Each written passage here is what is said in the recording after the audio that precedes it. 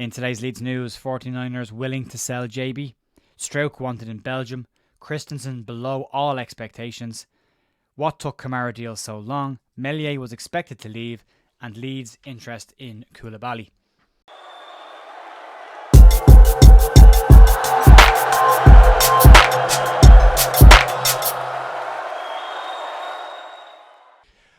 Morning folks, Stu here on the 6th of September with your Leeds United news. Hope you're having a good week, enjoying the lovely weather. We've got some bits to get through today, more clarifications on stuff that happened over the course of the window, as well as some potential new stuff popping its head up as well. So we'll crack on, we'll get into this. Before we get started, actually though, the one a week, if you do like the channel, if you want to help support the channel and help it to grow and get this video to more people, you can like and subscribe to the video and the channel to help us with that. That's the one a week. We'll move on. Right, let's start off with the Darko Gyabi situation, which got a bit messy towards the end of the transfer window. Was he staying? Was he going? What was happening with the player? Speaking on the Square Ball podcast, Phil Hay has added some clarity to the situation. Leeds did bring in Ethan Ampadu, Glenn Kamara, Ilya Groove, as well as the emergence of Archie Gray this summer in those central midfield positions, which led to a situation where Darko Gyabi looked like he could be fifth choice for the central positions of the team. But according to Hay, Leeds were open to a sale or a loan of the player on deadline day.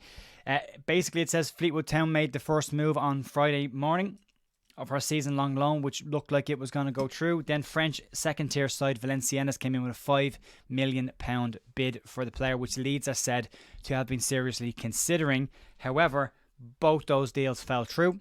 That left a situation where Gyabi was looking at possibly being stuck on the bench, but Swansea came in apparently very late in the window as well, who were interested in him. But unfortunately, the issue with this was Swansea ran out of time to get this deal done. So Darko Gyabi will stay at Leeds until at least January. What it means for the player is he's possibly going to have to drop down to under-21s if he's going to get any game time between now and January. Leeds out of the EFL Cup, so any chance of an early cup run, unless in the new year there's some easy early rounds for Leeds in the FA Cup. But it looks as though Darko Gyabi's time at Leeds could be done in the short term, medium term anyway, potentially even long term. But for right now, he remains a Leeds player, but isn't expected to get a whole lot of game time between now and the start of January. Moving on to players that have actually made an impact so far this season, and Pascal Gross' redemption at Leeds United continues, having a fantastic start to his season so far.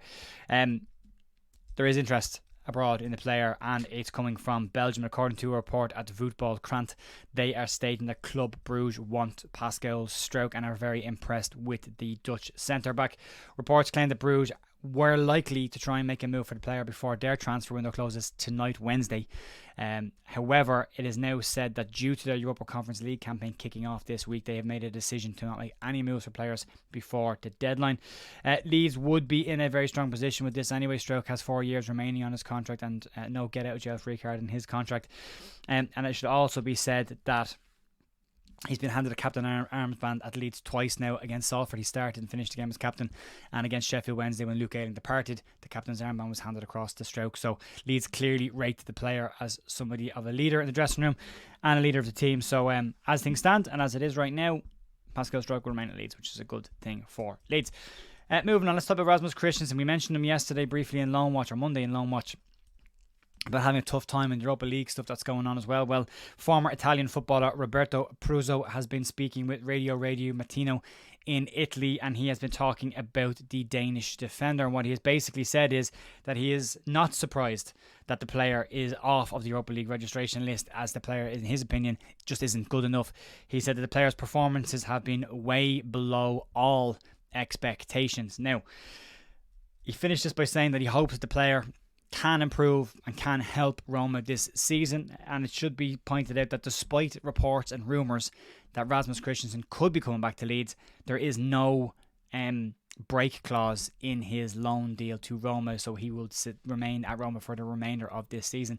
The irony of that situation, where he could be stuck at Roma for the entire season because of no break clause in his contract, and a break clause being the exact reason he got to go there in the first place from Leeds. So yeah, tough time for Rasmus Christensen. Not going well from over at Roma at the moment. And with a manager like Jose Mourinho, it might only get tougher. So he needs to put in some serious performances if he wants to try and resurrect any kind of a season there.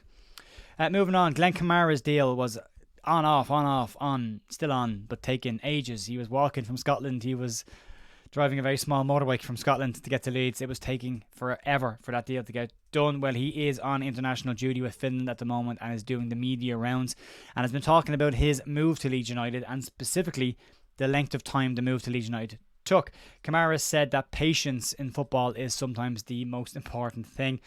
And he also went on to say that people shouldn't believe everything they read on the internet about moves. He said that moves like this usually aren't that complicated at all. However, sometimes they can be a little bit more complicated, which this one seems to be.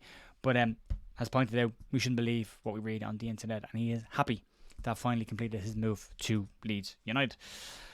Moving on then, and let's talk about Illan Meslier and all of the talk this summer about a potential exit from the player has led to the player staying at Leeds and being Leeds United's first choice keeper, despite Karl Darlow coming in as what was rumoured to be a first choice option for Leeds at that time.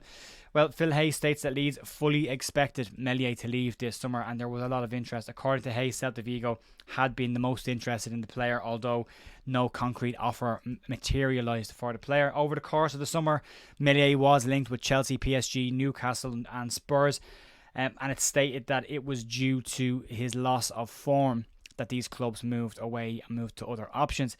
Melia himself also made a comment early in the transfer window about being in favour of a move to Chelsea, but only if he was the number one choice there.